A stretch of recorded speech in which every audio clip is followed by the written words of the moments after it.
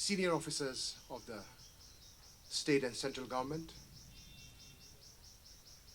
officers of the armed forces, my good friends from the Assam Rifles, different army units, especially the Territorial Army, President of the Flatfenders Club of Nagaland, former Director General of Police, Mr. John Longkumar, and his friends and colleagues, my friends from the press and media, dignitaries, invitees, friends present here, joining us from around the world, ladies and gentlemen.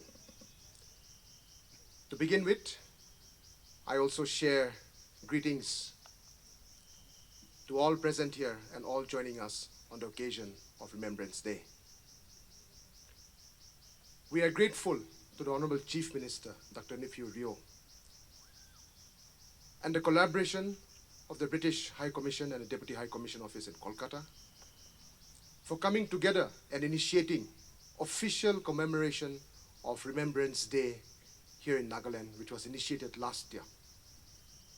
This is only the second time that we are observing Remembrance Day in Nagaland, despite 8 decades since the war. While it's better late than never, I'm sure we've started an exciting new journey and an adventure that will tell wonderful stories and spread the message of peace to the global community. Speakers before me have mentioned about the Battle of Kohima, how significant it was, how it changed history. Its details, its historical elements does not need elaboration, as we all know about it. But this place, this city, this Commonwealth war grave Kohima is indeed very, very special. We stand on the ground on which they fought.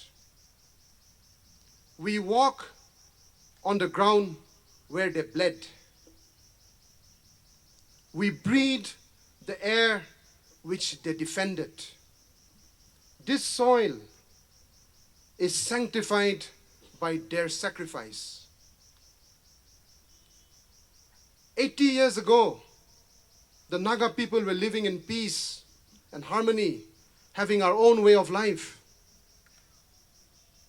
Behind me, in front of you, is the legendary Kohima village.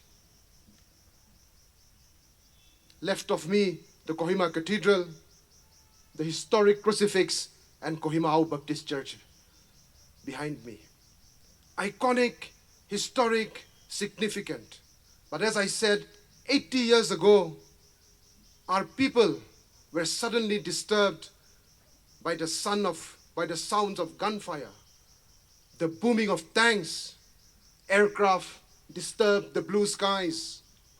Today, we are enjoying this clean air, listening to the birds singing, insects joining us. But 80 years ago, the scene here would have been very different. You could have smelled the blood. The devastation would have been everywhere. That village behind me would have been largely destroyed and devastated. Suddenly we became part of a war in which we had nothing to do with.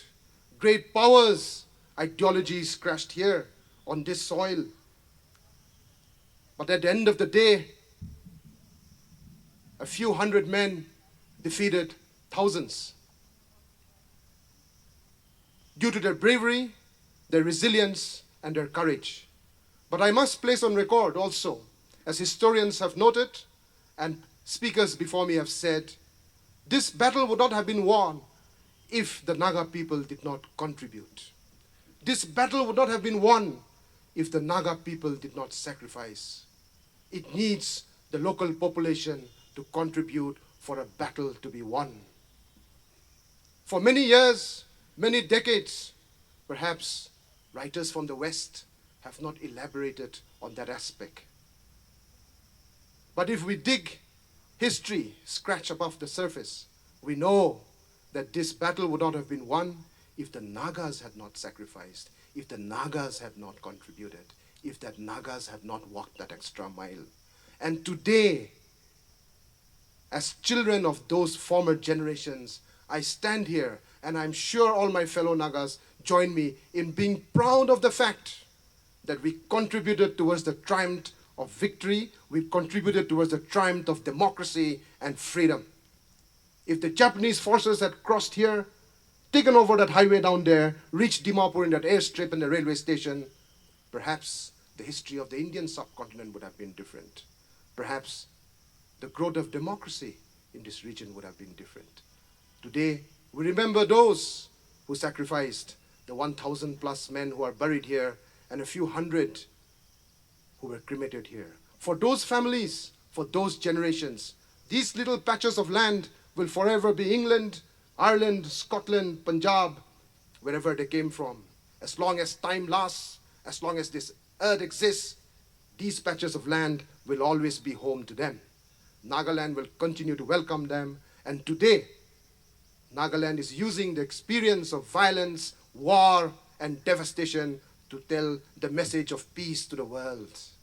Today, we want to tell the global community that peace is the only way, and peace is the only way forward for humanity to succeed. On Remembrance Day, we send out this strong message again. We thank you all for joining us. We thank our foreign friends for joining us. And I cannot mention everybody, but the entire team have worked tirelessly to make this a success.